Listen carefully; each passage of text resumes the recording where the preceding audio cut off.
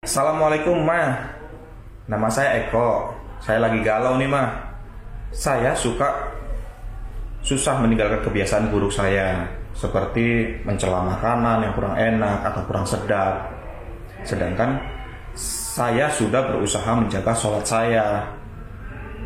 Kira-kira apakah ada yang salah dengan ibadah saya Ma? Wassalamualaikum warahmatullahi wabarakatuh.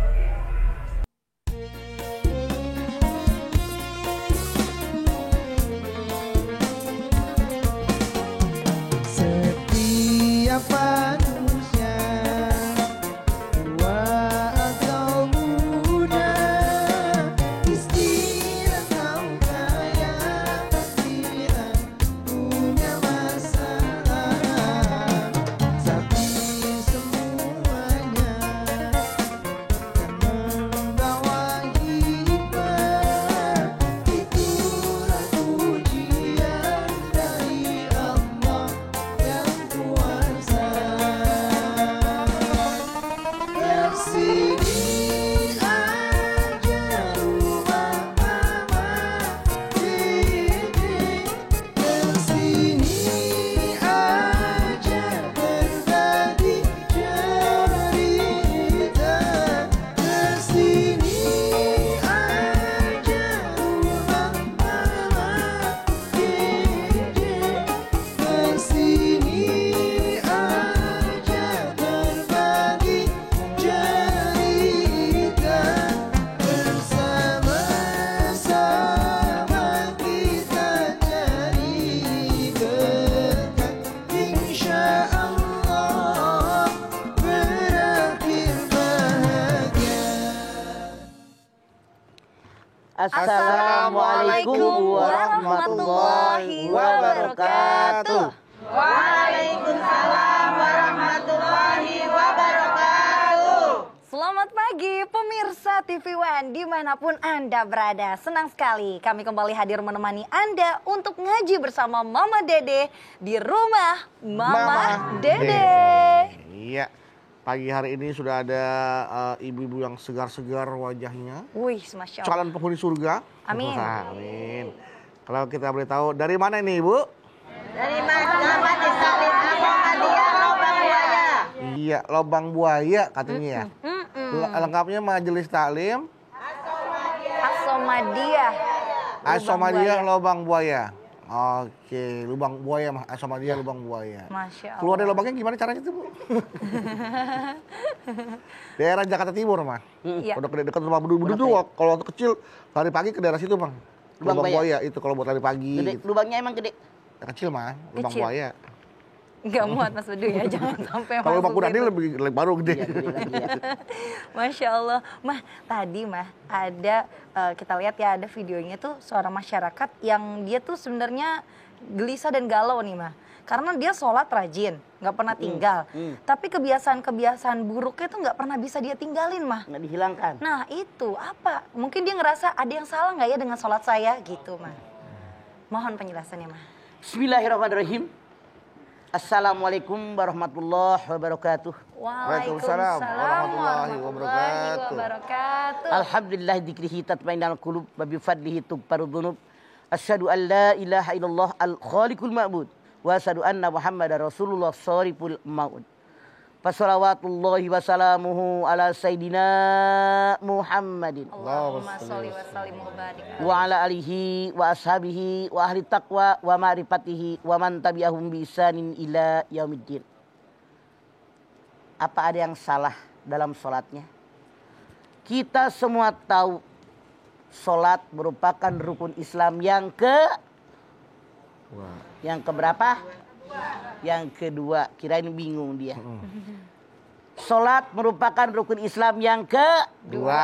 Yang kedua, hebat, pintar. Masya Allah, rukun Islam. Jadi kita sebagai seorang muslim itu wajib hukumnya mengerjakan sholat. Kita lihat. Dalam surat Al-Baqarah 43. Wa aqimus sholah wa atuz zakah warka'u ma'ar raki'in. Dirikan sholat. Tunaikanlah zakat dan rukulah kalian bersama dengan orang-orang yang ruku. Dari ayat ini Allah Subhanahu wa taala memerintahkan kepada kita bahwa kita sebagai seorang muslim wajib hukumnya mengerjakan sholat yang 5 waktu. Habis sholat kata Allah keluarkan zakat. Lalu apa perintah Allah?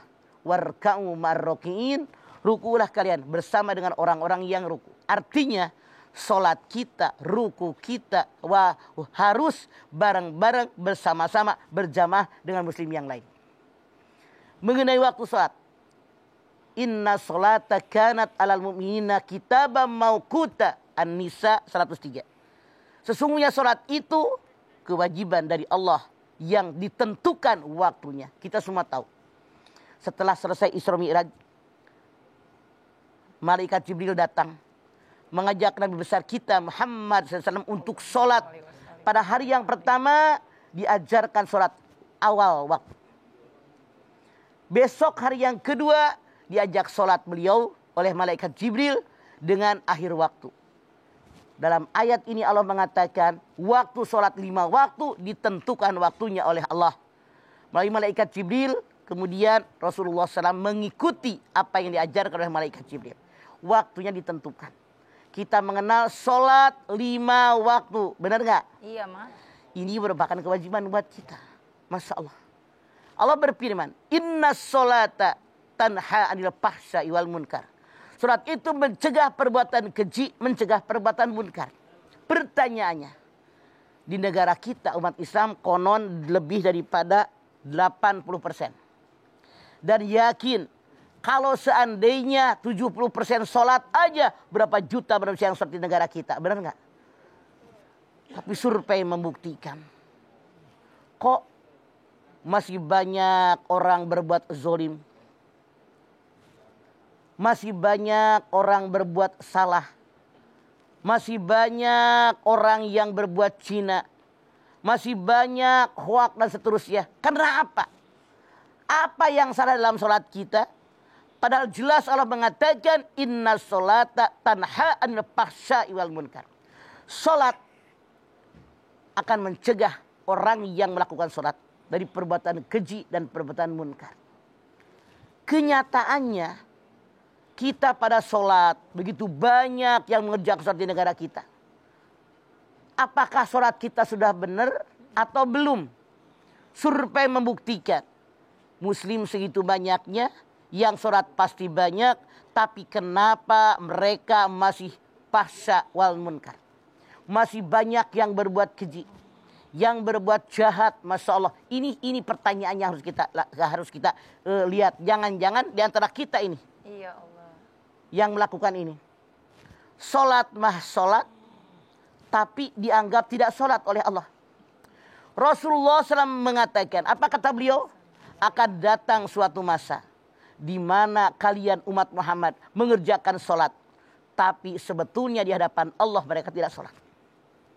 Di mana letak kesalahan kita? Apa mungkin sembahyang kita lalai? Fawailul lil musallin alladzina hum an sholatihim sahun. Lalai di mana? Boleh jadi lalai waktunya. Mengaku beragama Islam, kedengeran azan, sholat entar. Mengaku beragama Islam, datang waktu sholat, tahu sholat wajib, tapi kadang-kadang maaf dalam tanda kutip, tidak sedikit yang disebut dengan Islam KTP. Mengaku Islam, sholatnya hente. Ada yang sholatnya edan eling.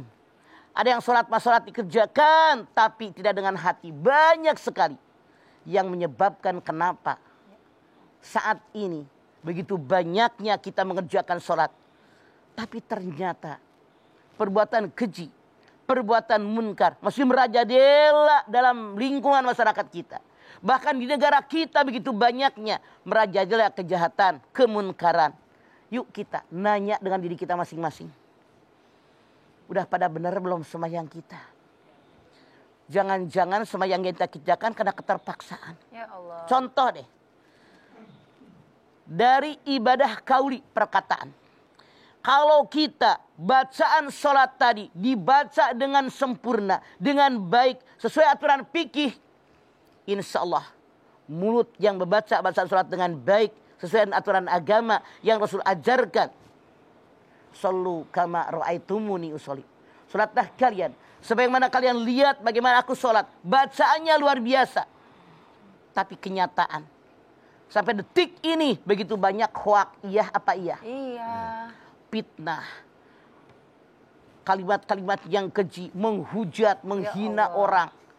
Ini artinya dari apa yang kita lakukan dalam sholat tidak dimanifestasikan dalam kehidupan sehari mulut.